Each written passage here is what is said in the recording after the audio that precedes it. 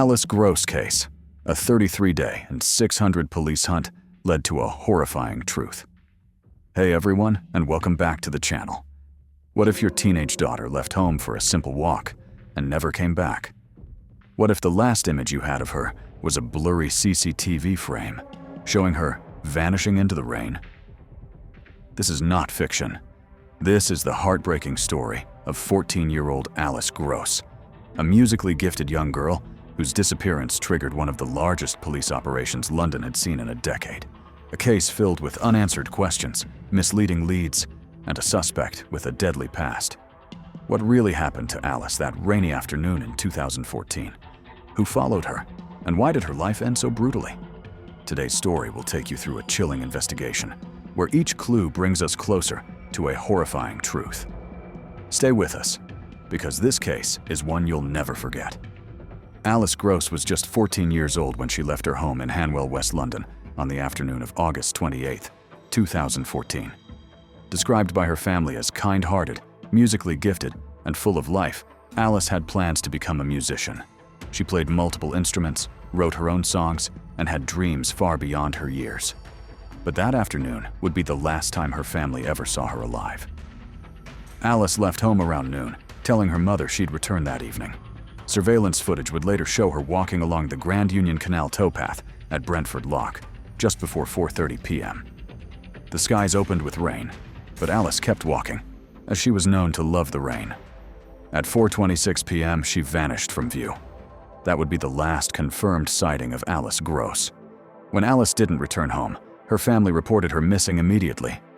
Concern grew quickly, not only because she was a young girl on her own, but also because she had been struggling with anorexia. Authorities feared she might have collapsed somewhere, unseen and vulnerable. Police began canvassing local parks, waterways, and open spaces. On September 1st, 3 days after her disappearance, Alice's family issued a public plea, urging her to come home. Her mother insisted Alice was not in trouble and emphasized how deeply she was loved. Investigators began to piece together her movements. On September 4th, they recovered Alice's purple rucksack by the River Brent. Inside were her Vans sneakers, a lunch container, and a change of clothes. This discovery deepened the mystery. If Alice had left voluntarily, why abandon everything she had taken with her? And why on the same day she disappeared? Surveillance footage released by police showed Alice walking alone along the canal path, wearing blue trousers and a gray t-shirt. But more critically, this footage also led to the identification of a man seen following behind her. His name was Arnis Zalkalns. Zalkalns, a 41-year-old Latvian builder, had moved to the UK after serving a prison sentence in Latvia for the murder of his wife. He had beaten her, stabbed her, and buried her in a shallow grave. After serving his time, he relocated to London, seemingly looking for a fresh start. His record, however, didn't initially raise red flags due to a lack of information sharing between countries at the time. When Alice went missing, Zalkalns also disappeared, just a few days later, on September 3rd. His partner reported him missing, saying she had no idea where he went. CCTV footage and witness statements placed him on the same canal path as Alice, around the same time she vanished. He was seen stopping along the route for over 80 minutes. When he reappeared on camera, his pants were rolled up, suggesting he had entered the water.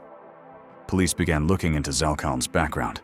Not only had he murdered his wife in Latvia, but he had also been arrested in London in 2009 on suspicion of assaulting a teenage girl. Though no charges were filed, the incident painted a clearer picture of a man with a violent past. As the investigation progressed, evidence continued to mount. A cigarette butt with Zalkalns' DNA was found near the location where Alice's body was eventually discovered. Surveillance showed him returning to the same location multiple times after Alice vanished. He was also seen buying beer later that night, riding a different bike, which suggested calculated behavior. On September 30th, 2014, more than a month after she disappeared, Alice Gross's body was discovered in the River Brent. It had been weighed down with bricks and concealed with logs arranged in a pyramid-like structure. She was found wrapped in plastic bags, curled into a fetal position. A white iPhone believed to be hers was found at Zalkalns' home, with its serial number scratched off. The condition of Alice's remains suggested she had been suffocated or strangled. Police believed Zalkalns killed her shortly after they crossed paths on the canal. Forensic evidence and his suspicious behavior in the days following her disappearance supported this theory. Tragically, Before he could be arrested, Zalkalns was found dead in a nearby park. He had taken his own life. In the aftermath of these discoveries, the Crown Prosecution Service stated that there would have been enough evidence to charge Zalkalns with Alice's murder had he been alive. For Alice's grieving family, the revelations were devastating. Her sister confirmed the white iPhone belonged to Alice, and her parents were left to grapple with the painful truth that their daughter had crossed paths with a known killer, one whose past crimes had slipped through the cracks. The case led to widespread criticism of international criminal record-sharing protocols. It raised serious concerns about how someone convicted of murder abroad could live and work freely in the UK without raising alarms.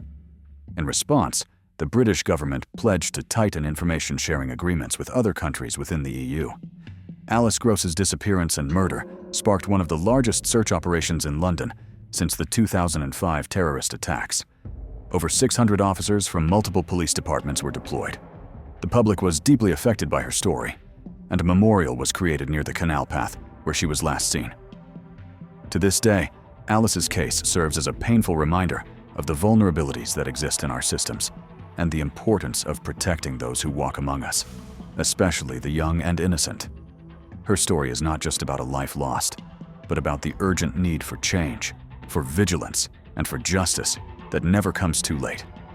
In the end, the case of Alice Gross leaves behind a deep sense of sorrow, not only for the loss of a gifted young girl, but also for the failures that allowed a convicted killer to slip through the cracks. Alice had so much life ahead of her, dreams to chase, songs to write, a future filled with promise. Yet her light was extinguished by someone who should have never been free. The investigation may have found answers, but no resolution can ever bring back the daughter, sister, and friend so many loved. Her story is a tragic reminder of how systems meant to protect us can sometimes fail in the worst ways possible. Thank you for watching. If this case moved you, please consider subscribing for more in-depth true crime stories. And as always, stay safe, stay aware, and never stop seeking justice.